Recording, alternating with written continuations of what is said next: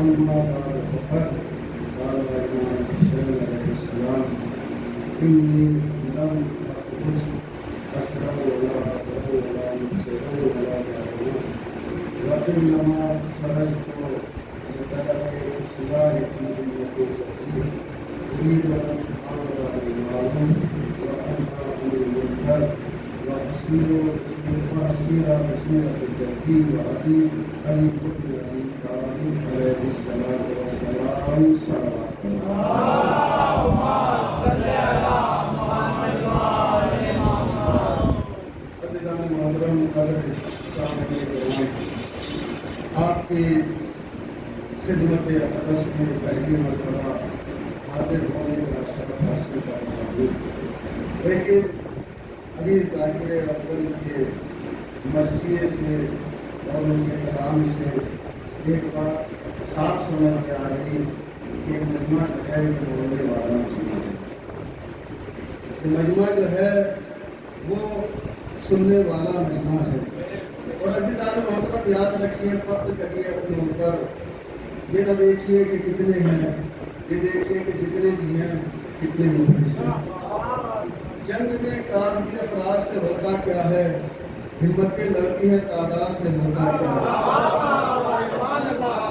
عزیزان محترم یاد رکھیے، جیسا کہ ابھی انہوں نے پڑھا کہ حسین اپنے بیٹے سے اذان دلوا رہے ہیں اس لیے کہ جناب گر کو بلایا جائے۔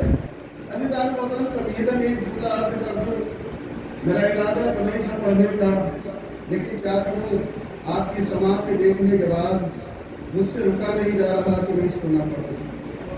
آپ غور فرمائیں، امام حسین علیہ السلام کا قافلہ 2 محرم میں کربلا پہنچا۔ تاریخ آپ سنتے رہتے ہیں، آپ کو معلوم ہے، اور آپ اچھے سے اس منبروں کے سے جو فیض آپ حاصل کرتے ہیں، ماشاءاللہ ہمارے یہاں بچوں کو معلوم ہے کہ حسین کربلا میں کون سے دن وارد ہوئے ہیں، اور امام حسین علیہ السلام نے جو زمین خریدی ہے جسے کربلا کہا جاتا ہے، 60,000 درہم میں زمین خریدی، کیونکہ وہ 2 یتیم بچوں کی زمین تھی۔ امام نے خریدنے کے بعد ہبا کر دیا، اس کے بعد وہ تمام تاریخیں ہیں، لیکن آپ کو فرمائیں کہ امام حسین علیہ السلام نے زمین خریدی کس کے نام خریدی؟ جی بولتے رہیے، اگر بولیں گے تو انشاءاللہ لطف آیا۔ حضرت علی اکبر، میں نیتا جی بھی بیٹھے ہوئے ہیں اور جو سمجھدار لوگ ہیں، آپ یہ بتائیے، آپ زمین خریدیں گے تو کیا ایک ہی بیٹے کے نام خریدیں گے؟ یہ خریدیں گے نا۔ اگر زمین خریدی جائے گی یا تو سارے بیٹوں کے نام پر خریدی جائے گی، یا پھر سب سے بڑے بیٹے کے نام، یا سب سے چھوٹے بیٹے کے نام، یا گھر کے اس فرد کے نام کے جس سے زیادہ محبت ہو۔ امام حسین علیہ السلام کے لیے تصور کرنا بھی ہمارے لیے صحیح نہیں ہے کہ امام حسین علیہ السلام بیٹوں میں جو ہے اس طرح کی بات رکھنے کا مطلب ایک کے نام خرید رہے ہیں، ایک کے نام نہیں خرید رہے ہیں۔ آپ نے غور ہی نہیں کیا، خدا کی قسم جہاں لے جانا چاہتا تھا غور کریے گا کہ زمین خریدی کس کے نام؟ اکبر کے نام۔ میں کہوں گا مولا، زمین جب خریدی جاتی ہے یا تو اپنی تمام اولاد کے نام خریدی جاتی ہے، یا بڑے بیٹے کے نام خریدی جاتی ہے، یا چھوٹے بیٹے کے نام۔ بڑے بیٹے کو زین العابدین کہتے ہیں، چھوٹے بیٹے کو علی اصغر کہتے ہیں، لیکن آپ کربلا کی زمین علی اکبر کے نام کیوں خرید رہے ہو؟ حسین کہیں گے نادان، تجھے کیا معلوم میں اکبر کے نام کیوں خرید رہا ہوں؟ جب تاریخ کربلا غور سے پڑھے گا تو سمجھ میں آئے گا کہ حسین نے کربلا کی زمین اکبر کے نام کیوں خریدی۔ جب تاریخ پڑھے گا، کربلا پڑھے گا، تب سمجھ میں آئے گا کہ حسین نے اکبر کے نام زمین کیوں خریدی۔ میں نے تاریخ کی ورق گردانی کی، میں نے تاریخ کربلا کو پڑھنا شروع کیا، میں نے کربلا کے چیپٹر کو پڑھنا شروع کیا، میں نے 2 محرم کے چیپٹر کو پڑھا۔ حسین نے علی اکبر کے نام پر زمین خریدی، اس کے بعد میں کربلا کے چیپٹر کو پڑھتا رہا۔ 3 محرم کو پانی بند ہو گیا، 7 محرم کو جو ہے پانی ختم ہو گیا، اس کے بعد شہادتوں کا سلسلہ شروع ہو گیا۔ لیکن ایک مرتبہ حسین کا جوان بیٹا حسین کے پاس آ کے کہتا ہے، بابا جان اب مجھے مرنے کی اجازت دیجیے۔ دیکھیں مسائل بنے پڑھ رہا ہوں، غور سے سنیے گا۔ بابا جان مجھے مرنے کی اجازت دے دیجیے۔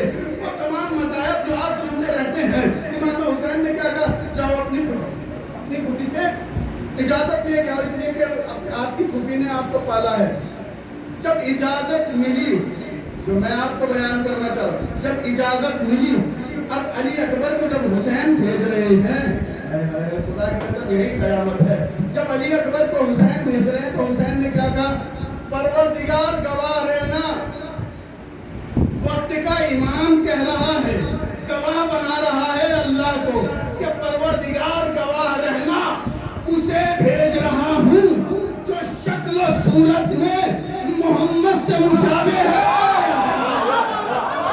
پروردگار اسے گواہ رہنا، اسے بھیج رہا ہوں جو شکل و صورت میں محمد سے مشابہ ہے۔ حسین نے کربلا کی زمین کربلائی محمد کے نام خرید کر مورخین کے قلم کو توڑ دیا۔ حسین نے کہا کل مورخ لکھے گا کربلا میں 2 شہزادوں کی جنگ تھی، میں مورخ کے قلم کو آج توڑ رہا ہوں، جواب دے رہا ہوں، کربلا میں 2 شہزادوں کی جنگ نہیں تھی، بلکہ کربلا میں محمد و ابو جہل کی جنگ۔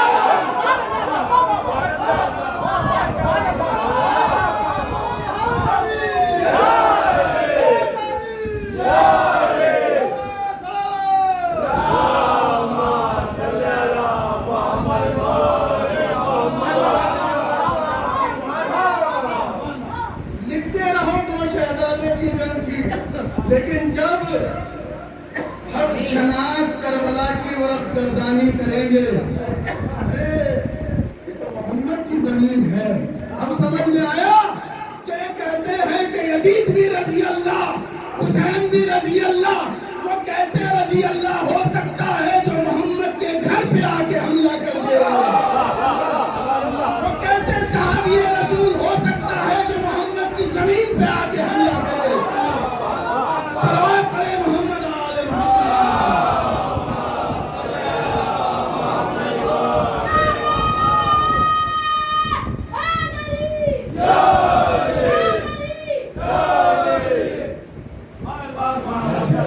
ہو سکتا ہے حسین نے اکبر کے نام زمین خرید کے زمانے کو پیغام دے دیا کہ میں نے اکبر کے نام خریدی ہے، اکبر ہے کربلا کا محمد، یہ زمین ہے محمد کی۔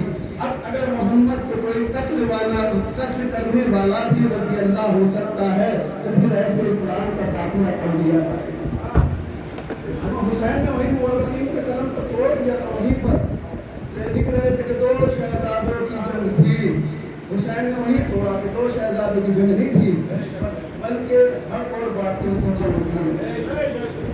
عزیزان محترم، جیسے ہی محرم کا چاند نمودار ہوتا ہے، فتووں کی دکانیں کھلتی ہیں، کہا جاتا ہے کہ حسین کا رونا بدعت ہے، یہ عزاداری بدعت ہے، یہ نہیں کرنا چاہیے، وہ نہیں کرنا چاہیے، حسین زندہ ہے، زندہ کا رونا نہیں چاہیے۔ میں ان سے کہتا ہوں رسول اللہ نے جب حسین کو اپنی آغوش میں لیا، گریہ وزاری کرنے لگے، مفتیوں فتویٰ کیوں نہیں دیتے؟ حسین تو ابھی بچے ہیں، آغوش میں کیوں رو رہے ہیں؟ رسول ہو رہا ہے۔ اور دیکھیں کیوں آپ کے دلوں کی دھڑکن کا حسین کہتے ہیں؟ غور کرنا، اگر اس کائنات میں انسان کے دل میں انسانیت بسی ہوئی ہے تو اس کے دل کی دھڑکن یا حسین کرنا۔ اگر انسان کے دل میں انسانیت ہے وہ فخر سے یہ کہتا ہوا نظر آئے گا کہ ہم حسین کو مانتے ہیں۔ وہ ہندو ہے تو یا حسین کہتا ہوا نظر آئے گا، سکھ ہے تو یا حسین کہتا نظر آئے گا، سنی ہے تو یا حسین کہتا نظر آئے گا، کوئی بھی فرقے سے کیوں نہ ہو یا حسین کہتا نظر آئے گا۔ آخر ایسا کیوں ہے؟ اب چھوٹی سی مثال، سامنے کی مثال دے رہا ہوں، نیتا جی بڑے اچھے سے سمجھ سکتے ہیں اس بات کو کہ ملک کی حفاظت کون کرتا ہے؟ سولجرز کرتے ہیں، فوجی کرتے ہیں۔ ایک ملک کی حفاظت کرنے والا فوجی جب ملک پہ جان دے دیتا ہے تو آپ مجھے بتائیں کیا ملک اس کو فراموش کر سکتا ہے؟ قبلہ کیسی بات کرے؟ جب تک اس دنیا میں ملک رہے گا اس فوجی کی شہادت کو یاد کیا جائے گا۔ اور آسان کر دیتا ہوں اپنے بچوں کے لیے، ہمارے بچے 15 اگست 26 جنوری بڑے اچھے سے مناتے ہیں، کہ سرکار کیوں مناتے ہو؟ کیا اس لیے کہ ہم نے ایک میں آزادی دی اور ایک کو جنگ میں سنویدھان لکھا گیا اور اس میں جو ہے شہدا کو یاد کرتے ہیں کہ جنہوں نے ہندوستان کو آزاد کرنے کے لیے قربانی دی ہے۔ ابھی بھی آپ نے غور نہیں کیا کہ اس وقت تک ان کو یاد کیا جاتا ہے، یعنی جنہوں نے ہندوستان کے لیے قربانی دی ہے۔ ہندوستان کی تاریخ انہیں مرنے نہیں دیتی، مٹنے نہیں دیتی، ختم ہونے نہیں دیتی۔ مطلب کیا ہے کہ قبلہ جب تک اس دنیا میں ہندوستان کا وجود رہے گا تب تک ہندوستان پر مرنے والوں کا نام موجود رہے گا۔ تاریخ ہندوستان ان کو فراموش نہیں کرے گی۔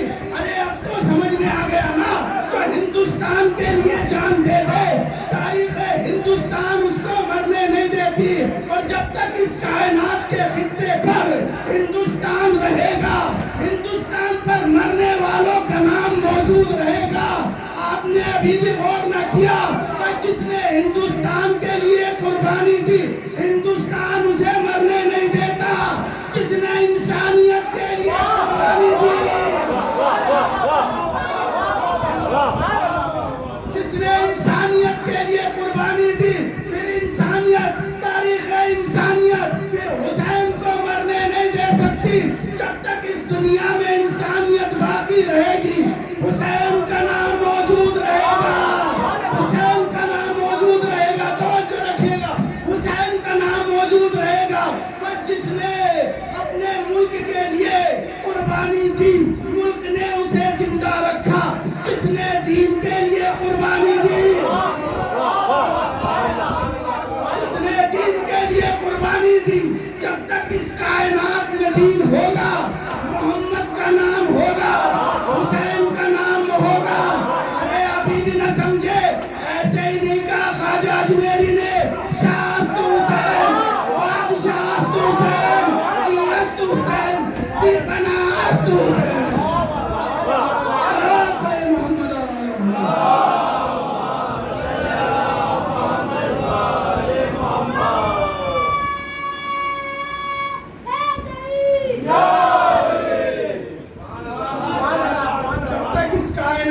دین رہے گا تب تک حسین کا وجود، حسین کی شہادت اس کائنات میں موجود رہے گی۔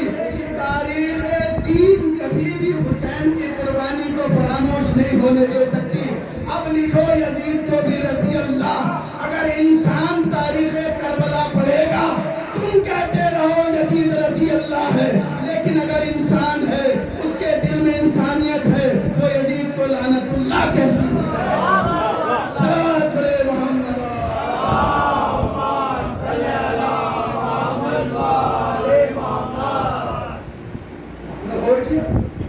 آپ دیکھیں کہ کربلا میں جو یزید کی سیاست تھی وہ کتنی آگے تھی۔ آپ آج کے دور میں بھی دیکھیں کہ اگر وقت کی میڈیا بک جائے نا تو پھر بڑے سے بڑے اچھے نام کو مٹی میں ملا دیتی ہے، بڑے سے بڑے اچھے نام کو مٹی میں ملا دیتی ہے۔ وقت کی میڈیا، اس وقت کے راوی لکھے ہوئے تھے جن کو اس وقت کا میڈیا کہا جاتا ہے۔ کربلا لکھنے والے، کربلا تحریر کرنے والے سب یزید کے سکوں پر پلنے والے تھے جو لکھ رہے تھے۔ امام حسین علیہ السلام کے اس مشن کو کامیابی و کامرانی تک پہنچانے والی بہن کا نام ہے زینب کبریٰ۔ آپ دیکھیں تین چیزیں اگر کسی کے مخالف ہو جائے تو اس کا نام سفید ہستی سے ملا دیتے ہیں۔ وقت کی حکومت میڈیا اور دولت بھی یزید نے بانٹی، دولت بانٹی تھی تبھی تو جناب عقیل کی شہادت تھی، مسلم بن عقیل تھی۔ میڈیا بھی کی ہوئی تھی، کیا کہا جا رہا تھا کہ ایک خارجہ اس نے خروج کیا ہے، اس کو ہم نے کربلا میں قتل کرا دیا۔ یہ جو میڈیا کی ہوئی تھی یہ اس وقت کی میڈیا کی ہوئی تھی، حکومت کے خلاف کی تھی۔ جناب زینب سلام اللہ علیہ، یہ بات پچھے اگر بیٹھے ہیں نا، یہ مبلغ پیغام کربلا جناب زینب کبریٰ سلام اللہ علیہ کا صدقہ ہے۔ آپ یہاں پہ بیٹھے عزیزان محترم، امام حسین علیہ السلام کی پورے مشن کے ساتھ ہوئی مشن کے ساتھ نکلے. پہلا خطبہ امام کا کیا تھا کہ میں اس جو میں نے امام حسین علیہ السلام کی کلمات کی تلاوت کی. امام حسین علیہ السلام اپنی وصیت میں بیان کر رہے کیا تھا کہ میں اپنے نام کی امت کی اصلاح کے لیے جا رہا ہوں. عزیز عامر محترم آپ غور فرمائیں, بیعت کس نے کی؟ میرے ساتھ بولتے چلیے. بیعت کون لے رہا تھا؟ یزید. اصلاح کس کی کر رہی؟ امت کی. امت تو اتنی مسلمان تھی, رونا آتا ہے ایسی مسلمان ایسے جو مسلمان تھے ان پر ایسی مسلمان تھی کہ امام حسین علیہ السلام کو یہ کہہ رہے تھے کہ جلدی سے تقریباً پڑھ کے نماز پڑھنی ہے. یہ کربلا میں موجود ہے. اور نعرہ تکبیر کے ساتھ باقاعدہ طور پر امام حسین علیہ السلام کی سنتوں میں جدائی کی ہے. اتنے مسلمان تھے. کیا کہا کہ میں اپنے نانا کی امت کی اصلاح کے لیے جا رہا ہوں. نکلنا تو یزید کی اصلاح کے لیے چاہیے, یزید کی اصلاح کے لیے نکلنا چاہیے. اس لیے کہ حسین سے بیعت لے رہا ہے یزید. امام حسین بتائیں گے کہ یزید ایسا ظرف ہی نہیں کہ جس کی اصلاح ہو جائے. امام حسین علیہ السلام نے اپنے مشن کا پہلا ہی جملہ ولید کے دربار میں یہ کہہ دیا تھا کہ مجھ جیسا یزید جیسے کی بیعت نہیں کرے گا کبھی بھی. اس کے بعد کیا ہے کہ میں اپنے نانا کی امت کی اصلاح کے لیے جا رہا ہوں. یہ دو جملے کربلا آپ کے دماغ میں آسانی سے آ جائے گی کہ حسین علیہ السلام کو ملے. یعنی امام حسین علیہ السلام امت محمدی میں اپنا کردار اور اپنے وقت کے حسین بنانے کی کوشش کر رہے ہیں. جی ہاں, تو یہ کہتے ہیں کہ جب سب نے یزید کی بیعت کر رہی تھی تو حسین کو بھی کر لینی چاہیے تھی. میں یہ کہتا ہوں کہ جب سب نے ہی بیعت کر رہی تھی تو حسین سے ہی بیعت کی جا رہی ہے. جب سب نے بیعت کر لی تھی تو حسین سے ہی بیعت کیوں لی جا رہی تھی؟ کیونکہ جانتا تھا کہ حسین علیہ السلام کس مشن پہ جا رہے ہیں. حسین نے پہلے ہی کہہ دیا تھا مجھ جیسا یزید جیسے کی بیعت نہیں کرے گا, مجھ جیسا یزید جیسے کی بیعت نہیں کرے گا, کہ میں اپنے نانا کی امت کی اصلاح کرنے کے لیے جا رہا ہوں. حسین بتانا یہ چاہ رہے ہیں کہ اگر نانا کی امت بیدار ہوتی تو یزید جیسا کردار تخت خلافت پہ نہ آتا. نانا کی امت اگر بیدار ہوتی تو یزید جیسا کردار کبھی بھی تخت خلافت پہ نہ آتا. حسین نانا کی امت کو بیدار کرنے جا رہے ہیں.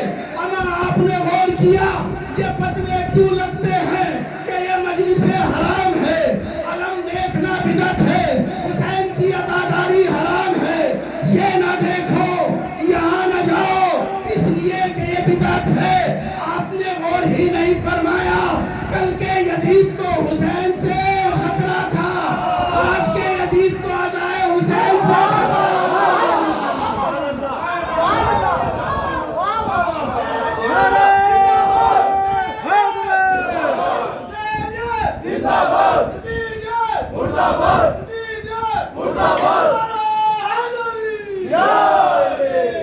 کل کے یزید کو حسین سے خطرہ تھا, آج کے یزید کو حسینیت سے خطرہ ہے, مجلس حسین سے خطرہ ہے.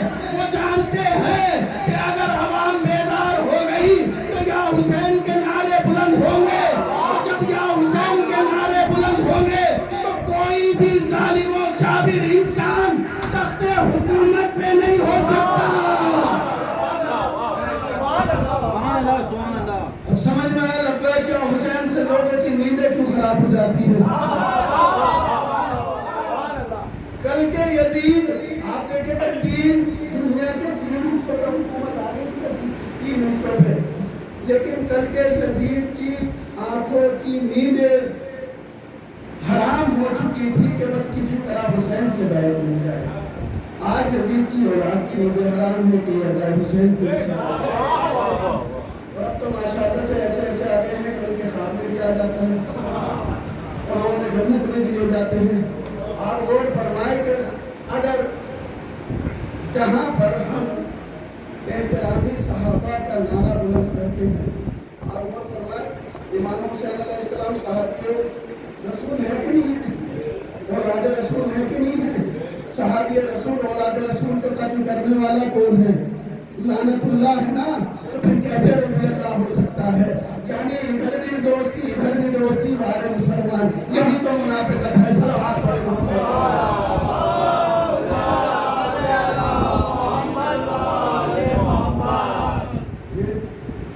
جناب زینب نے جو فرشیدہ پہ آپ بیٹھے ہوئے ہیں, یہ جو مشن جناب زینب سلام اللہ علیہ نے شروع کیا ہے نا, آپ غور کرنا کیوں کیا؟ انسان کی فطرت بیٹا جی اور جو بزرگ ہیں وہ بہتر سمجھتے ہیں. آپ کسی کو کسی قیدی سے پوچھے کہ بھائی آپ کو ہم نے آزاد کر دیا, فطرت کیا کہے گی؟ بولیے. انسان کی فطرت ہے کہ میں اپنے وطن جانا چاہتا ہوں. کسی قیدی کو آزادی ملے تو اس کی فطرت کیا ہے؟ میں اپنے وطن جانا چاہتا ہوں. ٹھیک ہے, غور فرمائیے ایک پوائنٹ. جناب زینب سلام اللہ علیہ نے یزید کے دربار میں فرش عزا پوچھا, باطل کے قلم کو کیسے توڑا, کس طرح سے مروڑا کہ آج تک فرش عزا سے پریشان ہے. جب سید سجاد کے ہاتھوں سے ہتھکڑیاں کھلی اور سید سجاد کو اختیار دیا گیا کہ سجاد اب تمہاری مرضی ہے, تمہارا اختیار ہے, چاہو تو مدینے میں رہو, چاہو تو شام میں رہو, چاہے مدینے چلے جاؤ, چاہے کربلا چلے جاؤ. اختیار مل گیا نا, مل گیا. تو دل کی تمنا کیا ہوتی ہے ہر قیدی کی کہ رہائی ملے, اپنے وطن جاؤں. سید سجاد نے کیا کہا کہ میں اپنی پھوپھی سے مشورہ لے لوں یا معلوم کر لوں. وقت کا امام مشورے کا محتاج ہے ہی. لیکن سید سجاد جناب زینب سلام اللہ علیہ کی حکمت عملی ہم لوگوں تک بتا رہے ہیں کہ میری پھوپھی کو عالمہ غیر معلمہ کیوں کہا جاتا ہے, عالمہ غیر معلمہ کیوں کہا جاتا ہے. یہی سے سمجھ میں آئے گا. فطرت کا تقاضا کیا ہے نیتا جی؟ رہائی ملے, وطن کی طرف جائے.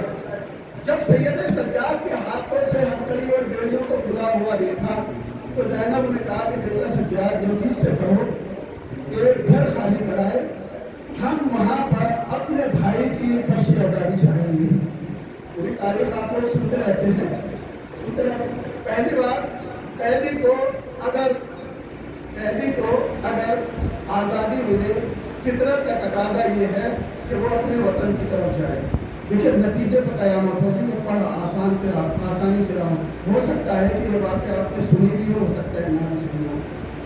قیدی کی فطرت یہ ہے کہ آزادی ملے, اپنے وطن جائے. پہلا پوائنٹ. دوسرا, جناب زینب کے دل کی تمنا اس وقت سامنے آئی جب یہ ٹوٹا ہوا کافلہ مدینے پہنچا تو جناب زینب نے اپنے کو روزہ رسول پہ گرایا اور وہ بیان کیے کہ نانا جان اگر نامحرم ہوتا, خطرہ نہ ہوتا تو نشانات دکھاتی کہ کتنا آپ کی بیٹی پہ ظلم و ستم ہوا ہے. کیا رہائی ملنے کے بعد جناب زینب کے دل میں یہ نہ آیا ہوگا کہ میں جلدی سے جاؤں اور اپنے نانا کو بتاؤں کہ نانا ہم پہ کتنا ظلم ہوا. دوسری بات. تیسری بات, یہ جو یہاں پہ فرش عزا ہے, یہ جو مجلس ہو رہی ہے, اس مجلس کا ثواب کچھ اور ہے. یہی مجلس کو اگر ہم سرزمین نجف پہ ہند میں کریں, جسے جوڑی پورا کہا جاتا ہے, ثواب میں اضافہ ہو جائے گا. کیونکہ نجف ہند ہے, روزہ ہے. یہ اگر اسی مجلس کو ہم جو ہے ایران میں کریں, روزہ امام رضا علیہ السلام پر, مجلس میں اضافہ ہوگا کہ نہیں ہوگا؟ بالکل اضافہ ہوگا. اگر یہی مجلس ہم خانہ کعبہ میں کریں, اضافہ ہوگا کہ نہیں ہوگا؟ بالکل ہوگا. یہی مجلس اگر ہم خود روزہ حسین پہ کریں تو اضافہ ہوگا کہ نہیں ہوگا؟ قبلہ بالکل ہوگا. کا اس لیے ہوگا کہ چونکہ روزہ حسین کے لیے تو روایتیں بھی موجود ہیں کہ امام حسین علیہ السلام کے روزے پر 70,000 ملائکہ جو ہے امام حسین کے روزے کا طواف کرتے ہیں, جو ایک بار آتے ہیں دوبارہ آتے بھی نہیں. یعنی اگر امام حسین علیہ السلام کے روزے پر مجلس ہو تو ثواب میں اور اضافہ ہوگا. تو جناب زینب نہیں دیکھ رہی تھی, جناب زینب مجلس کی فضیلت کو نہیں دیکھ رہی تھی, جناب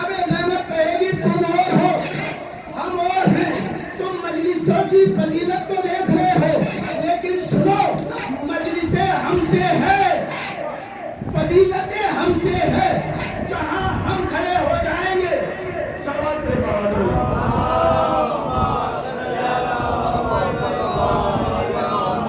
جناب زینب کہے گی سنو فضیلتیں ہم سے ہے، ہم جہاں کھڑے ہو جائیں گے، جس جگہ پہ کھڑے ہو جائیں گے اس جگہ کو با فضیلت بنا دیں گے، جہاں بولیں گے جس لفظ کو بولیں گے اس لفظ کو با فضیلت بنا دیں گے۔ عزیزان محترم ہونا تو یہ چاہیے تھا نا کہ جناب زینب مدینے جاتی یا کربلا کی زمین پہ جاتی یا یہ کہتی کہ یزید سے کہو ایسی سواریوں کا انتظام کرے جس کے ذریعے سے ہم جلد سے جلد روضہ حسین پہ پہنچے، مرکز حسین پہ پہنچے، کربلا میں پہنچے، کربلا میں پہنچے۔ لیکن اللہ اللہ جناب زینب کبریٰ کی حکمت عملی تو دیکھیو، جناب زینب کا کمال تو دیکھو۔ جناب زینب نے کہا نادان تم نہیں جانتے، تم فضیلتوں کو دیکھ رہے ہو، تم فطرت کو دیکھ رہے ہو، لیکن تم نے غور نہیں کیا کہ میرے ماجائے کو قتل کرنے کے لیے 3 چیزیں آگے بڑھی تھی۔ حکومت کی پاور تھی، دولت کی پاور تھی، قلم کی پاور تھی۔ میرے بھائی کا سر جب تن سے جدا ہو گیا، نوکے نیزہ پہ بلند ہو گیا، میرے بھائی نے حکومت کی طاقت کو کچل دیا، میرے بھائی کا مشن کامیاب ہو گیا، میرے بھائی کا مشن کامیاب ہو گیا۔ میں اپنے بھائی کے مشن کی کامیابی کی دلیل تو دے دوں، یزید کا دربار ہے، حسین کی فرش عزا پر بچھا دو۔ کامیابی کی دلیل تو دے دوں، حسین کا فرش عزا تو بچھا دوں۔ جناب زینب کہے کہ نادان تم نہیں جانتے کہ جہاں پر فتح حاصل ہو جائے فتح کا پرچم وہیں لگایا جاتا ہے، جہاں پر فتح حاصل ہو جائے فتح کا پرچم وہیں بلند ہوتا ہے۔ میرے بھائی نے کربلا کو فتح کیا، میرے بھائی کا سر نوکے نیزہ پہ آ کر فتح کا اعلان کر چکا، میں نے شام کو فتح کر لیا، عباس کا پرچم تو لگا دوں، فتح کا اعلان تو کر دوں، اپنے بھائی کا عباس کا پرچم تو لگا دوں، فتح کا اعلان تو کر دوں۔ اب سمجھ میں آیا یہ علم دیکھنا بدعت کیوں ہے؟ علم دیکھتے ہیں یزید کی ہار یاد آ جاتی ہے۔ صلوات پڑھے محمد علیہ۔ لبیک یا حسین، لبیک یا حسین، لبیک یا حسین، لبیک یا حسین، لبیک یا حسین، لبیک یا حسین، حیدری، حیدری، جناب زینب نے کہا کہ جہاں فتح حاصل ہو جاتی ہے وہیں تو پرچم بلند ہوتا ہے۔ ہم نے شام کو فتح کیا ہے، یزید کے دربار کو فتح کیا ہے، یزید کے دربار میں غازی ابوالفضل العباس کا علم لگا کر دلیل تو دے دوں کہ ہم جیت گئے، یزید ہار گیا۔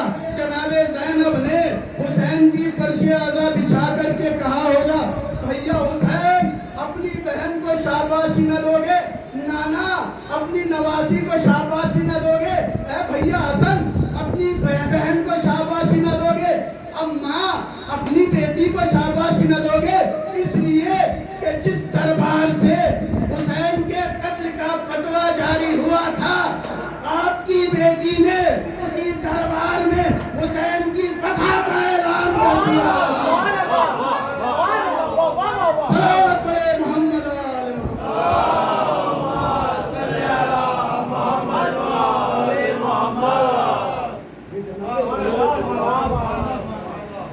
یہ جناب زینب کبریٰ ہے عزیزان محترم، یہ جناب زینب کی حکمت عملی ہے کہ کس طرح سے مورخین کو، لکھی ہوئی میڈیا کو نیست و نابود کیا ہے، یہ جناب زینب جانتی ہے کہ لہذا ہم فرش عزا بچھائیں گے، ہم فرش عزا کی بنیاد رکھیں گے۔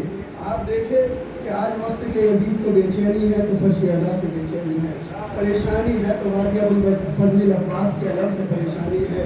ان کو کبھی آپ غور فرمائیں, ان کو آپ دیکھیں کہ جس طرح کے حملے ہو رہے ہیں, آپ پڑھ کے دیکھیں, حملے ہوتے ہیں یا تو بیار بار پہ حملہ ہوتا ہوا دیکھا, کسی نے بیار بار پہ حملہ کر دیا ہو, یا جوئے کے اڈوں پہ حملہ کر دیا, جب حملہ ہوا اذاخانوں پہ حملہ ہوا, مسجدوں پہ حملہ ہوا. مطلب یہی ہے کہ کل کے یزید کو بھی اذاخانوں حسین سے ڈر کا خطرہ تھا, آج کے یزید کی اولادوں کو بھی فرش ادا سے خطرہ ہے. امام حسین علیہ السلام نے پہلے ہی کہا تھا کہ مجھ جیسا یزید جیسے کی بیعت نہیں کرے گا, تو وہی معیار امام حسین علیہ السلام نے بتا دیا تھا کہ جو حسین والے ہوں گے وہ کبھی یزید والوں کی بیعت نہیں کریں گے. صلوات پڑھے بابا کے بلند.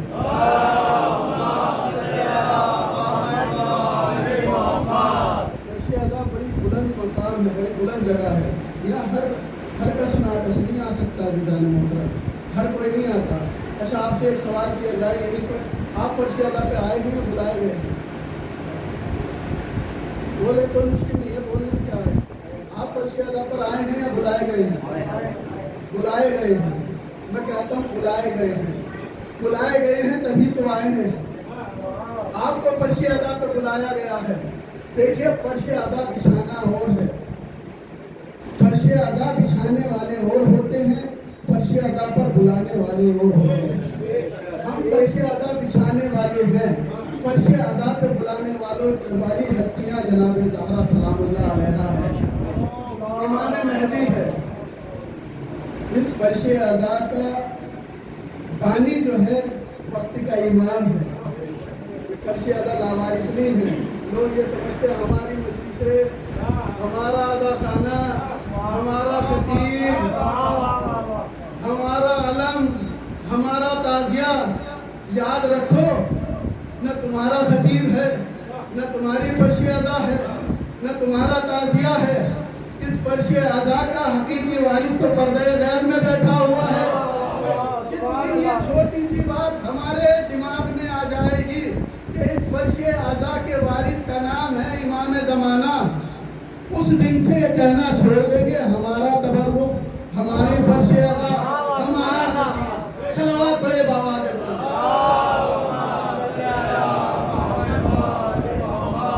اس دن ہی یہ جملہ دل و دماغ سے نکل جائے گا, یہ وہم نکل جائے گا. خدا کی قسم اپنی قسمت پہ ناز کریے کہ وقت کے امام نے آپ کو منتخب کیا ہے کہ آپ فرش ادا پر آئے ہیں. آپ کو منتخب کیا ہے کہ آپ نے فرش ادا بچھایا ہے. آپ کو منتخب کیا ہے کہ آپ نے ابوالفضل العباس کا علم سجایا ہے. ورنہ بڑے بڑے لوگوں کو ہم نے دیکھا ہے فرش ادا پہ آنا بھی چاہتے ہیں تو بھی نہیں آ پاتے. جن کے پاس دولت بے شمار ہے, کربلا جانا چاہتے ہیں لیکن جا نہیں پاتے. ہم نے ایسے لوگوں کو بھی دیکھا ہے کہ جب کربلا جانے کی کوشش کرتے ہیں, جیب میں پیسہ نہیں ہوتا, کربلا چلے جاتے ہیں. جی ہاں, غور کریے گا. انہوں نے ایک اور شعر پڑھا تھا کہ حبیب ابن مظاہر کو بلا رہے ہیں حسین. کربلا میں 2 انتخاب ہے, یہیں سے ربط مسائل انشاءاللہ. کربلا میں 2 انتخاب ہیں. آج کے بعد جو لوگ یہ کہتے ہیں نا کہ جب امام بلائیں گے انشاءاللہ تب ہم جائیں گے, وہ بھی سن لے. کربلا میں 2 انتخاب. ایک انتخاب کا نام ہے حبیب ابن مظاہر, ایک انتخاب کا نام ہے حسین ابن علی. غور کریے گا, ایک انتخاب کا نام ہے حبیب ابن مظاہر, ایک انتخاب کا نام ہے حسین ابن علی. حبیب ابن مظاہر کو کس نے انتخاب کیا؟ حسین نے انتخاب کیا. حسین کا انتخاب کس نے کیا؟ حر نے انتخاب کیا. بھائی یا تو اپنا کردار اتنی بلندی پر لے جاؤ وقت کا امام تمہیں بلائے, یا پھر اپنے آپ کو وقت کے امام کے قدموں میں ڈال دو. صلوات پڑھے محمد آل محمد. یا تو اپنے کردار کو اتنی بلندی پر لے کر کے چلے جاؤ کہ وقت کا امام تمہیں بلائے, یا پھر اپنے آپ کو دیکھو, اپنے گریبان میں جھانکو, حر کی طرح امام حسین علیہ السلام کی طرف دوڑو, حر کی طرح امام حسین علیہ السلام کی طرف جاؤ.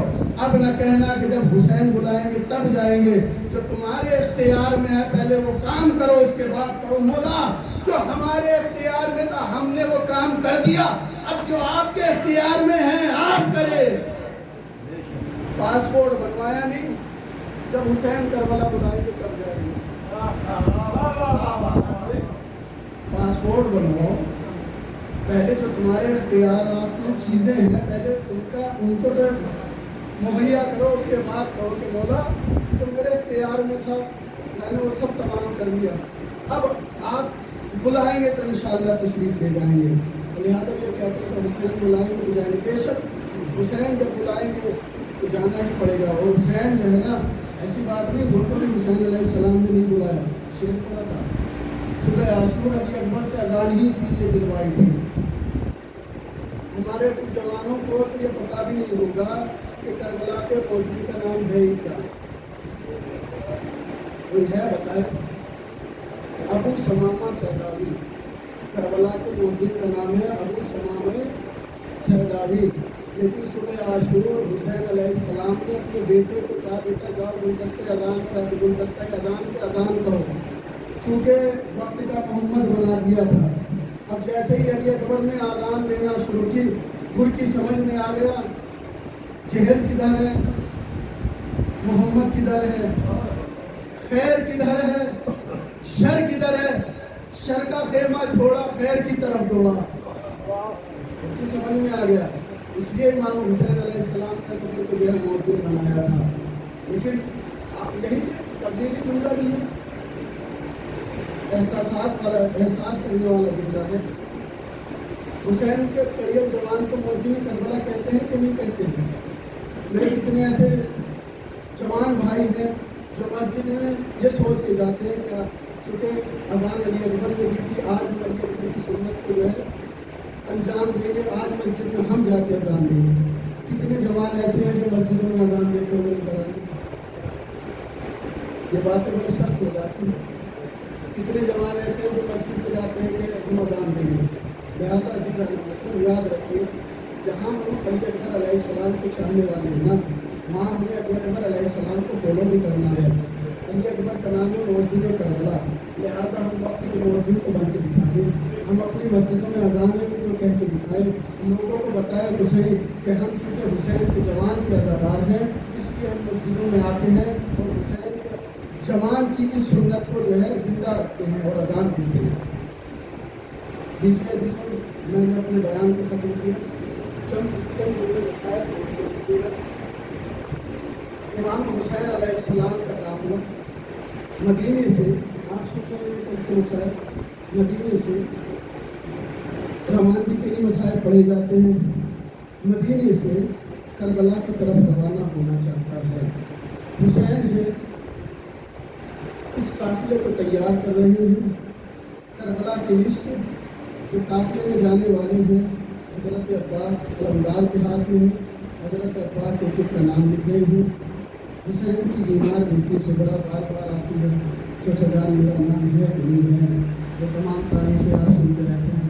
قافلہ تیار ہوا, ادھر قافلہ تیار ہو رہا تھا, ادھر حسین آخری رخصت کے لیے جنت البقیع کی طرف پہنچے. نجف کا رخ کیا, بابا آپ کا حسین جا رہا ہے. میرے بابا علی آپ کا حسین جا رہا ہے دین پہ قربان ہونے کے لیے. نانا کی قبر پہ آئے, نانا آپ کی قبر کا مجابر جا رہا ہے. نانا آپ کی قبر کا مجابر, آپ کے جگر کا ٹکڑا حسین جا رہا ہے. نانا حسین مدینہ چھوڑ رہا ہے. ایک مرتبہ نانا کی قبر سے لکھتے ہوئے بیان کر رہے تھے, نانا میں دین کی خاطر قربانیاں دوں گا, نانا میں مدینہ چھوڑ رہا ہوں, نانا دشمنوں نے مجھ سے بیعت کا مطالبہ کیا ہے, نانا میں کربلا جا رہا ہوں. ایک مرتبہ قبر حسین میں قبر رسول میں لرزہ طاری ہوا, آواز آئی 3 دن سے تیری مادر کو نہیں قبر میں چین, شب کو آئی تھی میرے پاس یہ کرتی ہوئی بہن, گھر میرا لٹتا ہے فریاد رسول ثقلین, گھر میرا چھوڑ کے جاتا ہے میرا لال حسین.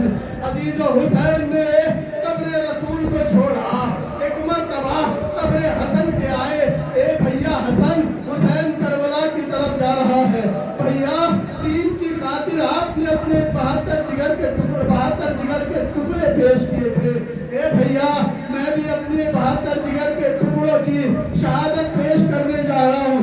بھیا دین کے لیے آپ نے قربانی دی تھی، اے میرے بھیا میں بھی کربلا میں قربانیاں پیش کرنے جا رہا ہوں۔ حسین کی قبر سے ودا ہوئے راوی لکھتا ہے